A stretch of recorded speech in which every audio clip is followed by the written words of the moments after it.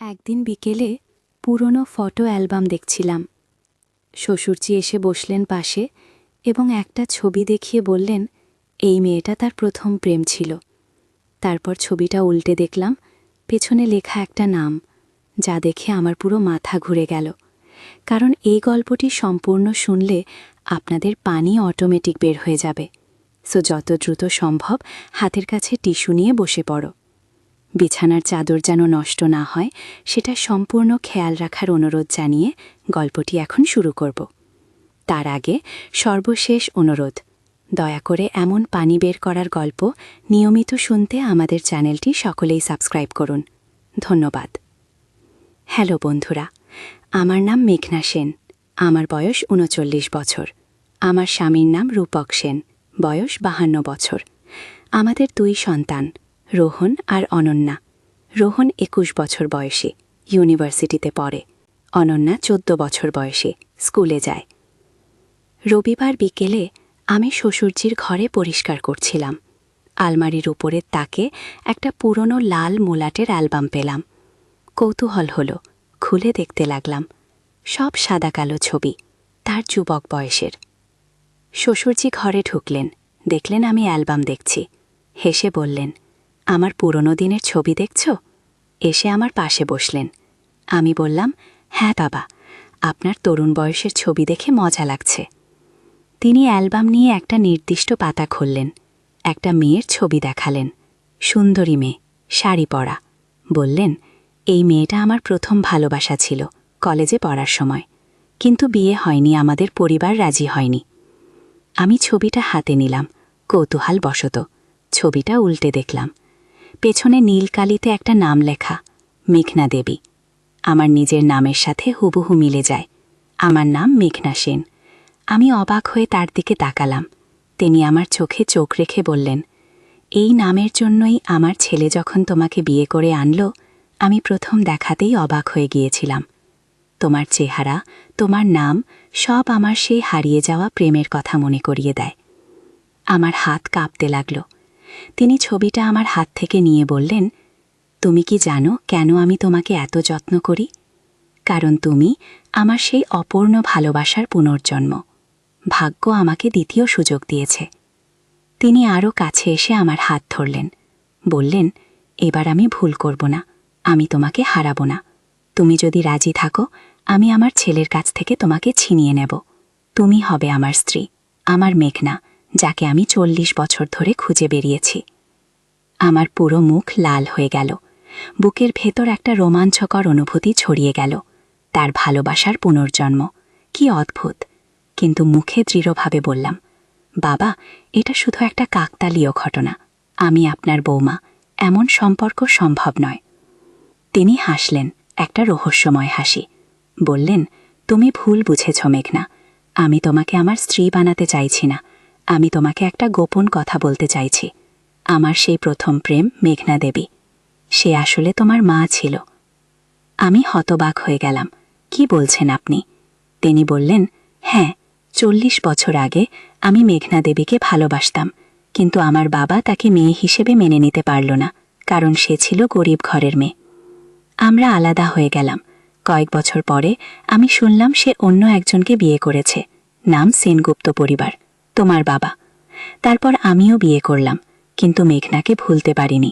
আমার ছেলে রূপক যখন তোমাকে বিয়ে করে আনলো, আমি প্রথম দিনই বুঝে গেলাম তুমি মেঘনা দেবীর মেয়ে। তোমার চেহারা, তোমার নাম, সব কিছু মিলে গেল। আমি তোমার মাকে খুঁজে বের করতে চাই। আমার মাথা ঘুরছিল। আমার মা ৩৫ বছর বয়সে মারা গিয়েছিলেন ক্যান্সারে। আমার তখন মাত্র ৪ বছর বয়স। আমি তাকে খুব একটা মনে করতে পারি না। আমার বাবা আমাকে মায়ের সম্পর্কে কখনো বেশি কিছু বলেননি। শুধু বলেছেন সে খুব সুন্দর এবং ভালো মানুষ ছিলেন। আমি শ্বশুরজিকে বললাম, বাবা, আমার মা অনেক আগেই মারা গিয়েছেন। আপনি তাকে আর খুঁজে পাবেন না। তিনি মাথা নাড়িয়ে বললেন, আমি জানি সে মারা গিয়েছে, কিন্তু তোমার মা মারা যাওয়ার আগে আমাকে একটা চিঠি পাঠিয়েছিল। সেই চিঠিতে সে লিখেছিল যে তার একটা গোপন জিনিস আছে, যেটা সে আমার জন্য রেখে গিয়েছে, কিন্তু সেটা কোথায় আছে সেটা সে লিখেনি, শুধু একটা ধাঁধা লিখেছিল। আমি 40 বছর ধরে সেই ধাঁধার উত্তর খুঁজছি। এখন তুমি এসেছ, তুমিই পারবে সেটা খুঁজে বের করতে। আমি বললাম, কি ধাঁধা? তিনি আলমারি থেকে একটা পুরনো হলুদ খাম বের করলেন। সেখান থেকে একটা চিঠি বের করে আমাকে দিলেন। আমি চিঠিটা খুলে পড়তে লাগলাম। আমার মায়ের হাতের লেখা, সুন্দর গোল গোল অক্ষর। চিঠিতে লেখা ছিল, প্রিয় অভিজিৎ, আমি জানি তুমি আমাকে ভোলনি, আমিও তোমাকে ভুলতে পারিনি, কিন্তু আমাদের ভাগ্য আলাদা ছিল। আমি এখন মরে যাচ্ছি, ক্যান্সার। আমার খুব কম সময় বাকি, কিন্তু মরার আগে তোমার জন্য একটা উপহার রেখে যেতে চাই। সেটা আমাদের প্রথম দেখার জায়গায় লুকিয়ে রেখেছি, যেখানে তুমি আমাকে প্রথম বলেছিলে যে তুমি আমাকে ভালোবাসো, যেখানে আকাশ, মাটি আর জল একসাথে মিলে যায়, যেখানে সূর্য ডুবে যায় কিন্তু আশা কখনো শেষ হয় না। তুমি যদি সত্যিই আমাকে ভালোবাসো তাহলে খুঁজে বের করতে পারবে। আমার মেয়ে মেঘনা তোমার কাছে আসবে একদিন। তাকে সাহায্য করো, তাকে আমার গল্প বলো, তোমার চিরকালের মেঘনা দেবী। আমি চিঠি পড়ে শেষ করলাম। শ্বশুরজি বললেন, আমি 40 বছর ধরে চিন্তা করছি, কিন্তু বুঝতে পারছি না কোথায় সেই জায়গা। আমরা অনেক জায়গায় গিয়েছিলাম, পার্কে, লেকে, পাহাড়ে, সমুদ্রে, কিন্তু কোথায় আমি প্রথম তাকে ভালোবাসার কথা বলেছিলাম সেটা মনে করতে পারছি না। তুমি কি আমাকে সাহায্য করবে? আমি বললাম, কিন্তু আমি তো কিছু জানি না বাবা। আমার মা আমার সাথে তার অতীত নিয়ে কখনো কথা বলেননি। তিনি বললেন, তোমার বাবা হয়তো কিছু জানেন, তাকে জিজ্ঞেস করো। আমি বললাম, ঠিক আছে, আমি চেষ্টা করব, কিন্তু আমি জানি না এটা ঠিক কিনা। আমার স্বামী যদি জানতে পারে যে তার বাবা এবং আমি একসাথে তার মায়ের অতীত নিয়ে তদন্ত করছি, তাহলে তিনি খুশি হবেন না। শ্বশুরজি আমার হাত চেপে ধরে বললেন, এটা আমাদের মধ্যে একটা গোপন ব্যাপার থাকবে, রূপককে বলার দরকার নেই। এটা আমার এবং তোমার মায়ের মধ্যে একটা অসমাপ্ত কাজ। তুমি আমাকে সাহায্য করো। আমি কথা দিলাম। সেই রাতে আমি ঘুমাতে পারলাম না। আমার মনে হাজার রকম প্রশ্ন। আমার মা কেন আমার শ্বশুরজিকে এই ধাঁধা দিয়ে গেলেন? কি রেখে গিয়েছিলেন তিনি? এবং কেন আমার বাবা আমাকে এই ব্যাপারে কখনো কিছু বলেননি? পরদিন সকালে আমি আমার বাবার বাড়িতে গেলাম। আমার বাবা একা থাকেন। আমার বিয়ের পর তিনি আমাদের সাথে আসতে চাননি, বলেছিলেন নিজের বাড়িতে স্বাধীনভাবে থাকতে পছন্দ করেন। আমি তার সাথে চা খেতে খেতে আস্তে আস্তে কথা শুরু করলাম। বললাম, বাবা, আমি মায়ের সম্পর্কে জানতে চাই। তিনি একটু অবাক হয়ে বললেন, হঠাৎ মায়ের কথা মনে পড়ল কেন? আমি সরাসরি বলতে পারলাম না। বললাম, আমার মেয়ে অনন্যা স্কুলে একটা প্রজেক্ট করছে পারিবারিক ইতিহাস নিয়ে। সে তার ঠাকুমার সম্পর্কে জানতে চায়। আমার বাবা দীর্ঘশ্বাস ফেললেন, বললেন, তোমার মা একজন অসাধারণ মানুষ ছিলেন, খুব সুন্দর, খুব ভালো মনের মানুষ, কিন্তু তার অতীতে অনেক কষ্ট ছিল। আমি বললাম, কি কষ্ট বাবা? তিনি বললেন, তোমার মা আমাকে বিয়ে করার আগে অন্য একজনকে ভালোবাসত, কিন্তু সেই ছেলের পরিবার তাকে মেনে নিতে পারেনি। সেই ভাঙা হৃদয় নিয়ে সে আমাকে বিয়ে করেছিল। আমি জিজ্ঞেস করলাম, আপনি জানতেন? তিনি বললেন, হ্যাঁ, সে আমাকে সব বলেছিল। আমি তাকে মেনে নিয়েছিলাম তার অতীত সহ, কারণ আমি তাকে সত্যিই ভালোবাসতাম। কিন্তু সে কখনো সেই ছেলেকে ভুলতে পারেনি। মরার আগে সে আমাকে বলেছিল যে তার একটা শেষ ইচ্ছা আছে, কিন্তু সেটা বলেনি। আমি বললাম, সে কি কোনো চিঠি লিখেছিল, কাউকে কিছু পাঠিয়েছিল? আমার বাবা চুপ করে রইলেন কিছুক্ষণ, তারপর বললেন, হ্যাঁ, সে একটা চিঠি লিখেছিল, কিন্তু কাকে পাঠিয়েছিল সেটা আমি জানি না। তবে সে মরার কয়েকদিন আগে আমাকে বলেছিল যে তার কিছু জিনিস আছে যেগুলো সে একটা বিশেষ জায়গায় রেখে এসেছে। আমি জিজ্ঞেস করলাম, কোথায়? সে বলেছিল, যেখানে আমার প্রথম ভালোবাসা শুরু হয়েছিল এবং শেষ হয়েছিল একই জায়গায়। আমি উত্তেজিত হয়ে বললাম, সেটা কোথায় বাবা, আপনি কি জানেন? তিনি মাথা নাড়িয়ে বললেন, আমি অনেক চেষ্টা করেছিলাম জানার, কিন্তু সে আমাকে বলেনি। শুধু বলেছিল যে যখন সময় আসবে তখন সবকিছু পরিষ্কার হয়ে যাবে। আমি হতাশ হয়ে গেলাম, কিন্তু তারপর আমার বাবা বললেন, তবে তোমার মায়ের একটা ডায়েরি আছে, সেটা আমি এতদিন নিজের কাছে রেখে দিয়েছিলাম। তুমি যদি চাও তাহলে সেটা দেখতে পারো, হয়তো সেখানে কিছু সূত্র পাবে। তিনি উঠে গিয়ে তার বেডরুমের আলমারি থেকে একটা নীল রঙের ডায়েরি বের করে আনলেন। আমাকে দিয়ে বললেন, এটা সাবধানে রাখবে। এটা তোমার মায়ের একমাত্র স্মৃতি যা আমার কাছে আছে। আমি ডায়েরিটা হাতে নিলাম। মনে হলো যেন আমার মায়ের হাত ছুঁয়ে গেল। আমি বললাম, ধন্যবাদ বাবা, আমি এটা ফেরত দিয়ে যাব। তিনি বললেন, তারা নেই, তুমি যতদিন চাও ততদিন রাখতে পারো। আমি বাড়ি ফিরে এসে সারা দিন ডায়েরিটা পড়লাম। আমার মায়ের লেখা, তার কলেজ জীবনের কথা, তার প্রথম প্রেমের কথা, তার স্বপ্নের কথা। পড়তে পড়তে আমার চোখে জল এসে গেল। আমি আমার মাকে চিনতে পারলাম।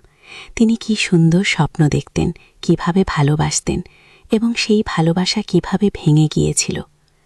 ডায়েরিতে একটা পাতায় লেখা ছিল, আজ অভিজিৎ আমাকে বলেছে যে সে আমাকে ভালোবাসে। আমরা গিয়েছিলাম সেই পুরনো বটগাছের নিচে, যেখান থেকে পুরো শহর দেখা যায় পাহাড়ের ওপরে। সূর্যাস্তের সময় আকাশ ছিল লাল আর কমলা রঙে ভরা। নিচে নদী বয়ে যাচ্ছিল। সত্যি আকাশ, মাটি আর জল একসাথে মিলে যাচ্ছে মনে হচ্ছে। অভিজিৎ আমার হাত ধরে বলেছিল, আমি তোমাকে সারা জীবন ভালোবাসব। কিন্তু সেই ভালোবাসা বেশি দিন টিকল না। আমি ডায়েরি পড়ে বুঝে গেলাম, সেই জায়গা হলো পাহাড়ের উপরে বটগাছের নিচে, যেখান থেকে শহর দেখা যায় এবং নদী বয়ে যায়। আমি শ্বশুরজিকে ফোন করলাম। বললাম, বাবা, আমি জায়গাটা খুঁজে পেয়েছি। তিনি উত্তেজিত হয়ে বললেন, কোথায়? আমি বললাম, পাহাড়ের উপরে বটগাছের নিচে। তিনি একটু চুপ করে রইলেন। তারপর বললেন, হ্যাঁ, আমার মনে পড়ে গেল সেই জায়গা। আমরা কখন যাব? আমি বললাম, আগামীকাল সকালে। আমি বলবো যে আমি বাজারে যাচ্ছি, আপনি প্রস্তুত থাকবেন। পরদিন সকালে আমি এবং আমার শ্বশুরজি গাড়ি করে বেরোলাম। শহরের বাইরে একটা পাহাড় আছে, সেখানে একটা পুরনো বটগাছ আছে। গাড়ি রাস্তার ধারে রেখে আমরা হাঁটতে শুরু করলাম। পাহাড়ের ওপরে উঠতে প্রায় ৪৫ মিনিট লাগল। শ্বশুরজির বয়স হয়েছে, তিনি কষ্ট করে উঠলেন, কিন্তু তার চোখে একটা দৃঢ়তা ছিল। অবশেষে আমরা বটগাছের কাছে পৌঁছলাম। বিশাল বটগাছ, শত শত বছরের পুরনো। চারদিকে ঝোপঝাড়, নিচে শহর দেখা যাচ্ছে, দূরে নদী বয়ে যাচ্ছে। সত্যি আকাশ, মাটি আর জল একসাথে মিলে যাচ্ছে মনে হচ্ছে। শ্বশুরজি বললেন। শ্বশুরজি চিঠি তুলে আবার পড়তে লাগলেন। আমি গর্ভবতী হয়েছিলাম তোমার সন্তানে, কিন্তু তোমার বাবা আমাদের সম্পর্ক ভেঙে দিল। আমি একা হয়ে গেলাম। তখন সেনগুপ্ত পরিবারের ছেলে আমাকে বিয়ের প্রস্তাব দিল। আমি তাকে সব সত্যি বলেছিলাম। সে আমাকে মেনে নিল। সে আমার মেয়েকে তার নিজের মেয়ের মতো বড় করল। কিন্তু মেঘনা তোমার রক্ত, তোমার সন্তান। আমি চাইছি তুমি এটা জানো। আমি চাইছি মেঘনা একদিন জানুক যে তার আসল বাবাকে। কিন্তু সেটা যখন সে প্রস্তুত হবে, যখন সে বুঝতে পারবে। আমার মাথা ঘুরছিল। আমি বসে পড়লাম মাটিতে। শ্বশুরজি আমার পাশে বসলেন। তিনি আমার হাত ধরলেন, বললেন, মেঘনা, আমি জানতাম না, আমি কখনো কল্পনাও করিনি যে তুমি আমার মেয়ে। যখন রূপক তোমাকে বিয়ে করল, আমি ভেবেছিলাম এটা একটা কাকতালীয় ঘটনা। কিন্তু এখন সব পরিষ্কার। ভাগ্য আমাদের আবার একসাথে এনেছে, কিন্তু এই সম্পর্ক এত জটিল। তুমি আমার মেয়ে, কিন্তু তুমি আমার ছেলের স্ত্রীও। আমি কাঁদতে শুরু করলাম। বললাম, এটা সম্ভব না, এটা ভুল। আমার বাবা আমাকে বড় করেছেন, তিনি আমার আসল বাবা, আপনি না। শাশুড়ি বললেন, আমি জানি এটা তোমার জন্য খুব কঠিন, কিন্তু সত্য। সত্যি তোমার মা এই চিঠি লিখেছেন, তিনি মিথ্যা বলবেন না। আমি বললাম, তাহলে এখন কি হবে? আমি রূপককে কি বলবো? তিনি বললেন, আমরা কাউকে কিছু বলবো না, এটা আমাদের গোপন থাকবে। তুমি রূপকের স্ত্রী থাকবে, আমি তোমার শ্বশুর থাকব, কিন্তু আমরা জানব সত্যি। আমি মাথা নাড়লাম। বললাম, না, আমি এই সত্য লুকিয়ে রাখতে পারবো না, আমি রূপককে বলবো। তিনি বললেন, তুমি যদি রূপককে বলো তাহলে সে তোমাকে ছেড়ে দেবে। তুমি তার সৎ বোন, তোমাদের বিয়ে বৈধ নয়। আমি বললাম, তাহলে কি করব? শ্বশুরজি বললেন, আমরা এই সত্য চাপা দেব। তোমার মা চেয়েছিলেন, আমি জানি, কিন্তু তিনি চাননি পুরো পৃথিবী জানুক। এটা শুধু আমার এবং তোমার মধ্যে থাকবে। কিন্তু আমি রাজি হতে পারলাম না। আমি ভাবলাম রাতে রূপককে সব বলবো, কিন্তু যখন রাতে বাড়ি ফিরলাম রূপক খুশি মনে বলল যে তার প্রমোশন হয়েছে। সে খুব উত্তেজিত। আমি তার খুশির মুহূর্তে সব নষ্ট করতে পারলাম না। ভাবলাম পরে বলবো, কিন্তু দিন যেতে লাগলো, আমি বলতে পারলাম না। আমি ভয় পেয়ে গেলাম, আমার সংসার ভেঙে যাবে, আমার বাচ্চারা কি ভাববে, তারা জানবে তাদের বাবা আসলে তাদের বাবার সৎ বোন। একদিন আমার বাবা আমাকে ডাকলেন, বললেন, মেঘনা, তুমি কি ডায়েরিতে কিছু পেয়েছ? তোমার মুখ দেখে মনে হচ্ছে তুমি কিছু একটা জেনে গেছ। আমি সব বললাম। তিনি শুনলেন চুপচাপ, তারপর দীর্ঘশ্বাস ফেললেন, বললেন, আমি জানতাম এই দিন আসবে। তোমার মা আমাকে বলেছিল যে একদিন তুমি সত্য জানবে। আমি তোমাকে সত্যিই ভালোবাসি মেঘনা, তুমি আমার মেয়ে। রক্তের সম্পর্ক না থাকলেও তুমি আমার মেয়ে। আমি তোমাকে বড় করেছি, তোমার প্রতিটা কান্না, প্রতিটা হাসি আমি দেখেছি, তুমি আমার। আমি কাঁদতে কাঁদতে তার বুকে মাথা রাখলাম, বললাম, বাবা, আপনি আমার বাবা, আপনি আমার বাবা। রক্তের সম্পর্ক দিয়ে বাবা হয় না, ভালোবাসা দিয়ে বাবা হয়। তিনি আমার মাথায় হাত বুলিয়ে দিলেন, বললেন, এখন তুমি কি করবে? আমি বললাম, আমি জানি না বাবা। তিনি বললেন, তুমি রূপককে বলবে না, কারণ এতে কারো ভালো হবে না। তোমার সংসার ভেঙে যাবে, তোমার বাচ্চারা কষ্ট পাবে। এই সত্য চাপা দিয়ে রাখো। তোমার মা চেয়েছিলেন তুমি জানো, কিন্তু তিনি চাননি তুমি কষ্ট পাও। আমি বাড়ি ফিরে এলাম, মনে মনে ঠিক করলাম এই সত্য কাউকে বলবো না। কিন্তু শ্বশুরজির সাথে আমার সম্পর্ক পাল্টে গেল। এখন যখন তাকে দেখি আমি ভাবি তিনি আমার আসল বাবা, কিন্তু আমি তাকে বাবা বলে ডাকতে পারি না, কারণ তিনি আমার শ্বশুর। এই দ্বন্দ্ব আমাকে পাগল করে দিচ্ছে। একদিন রাতে আমি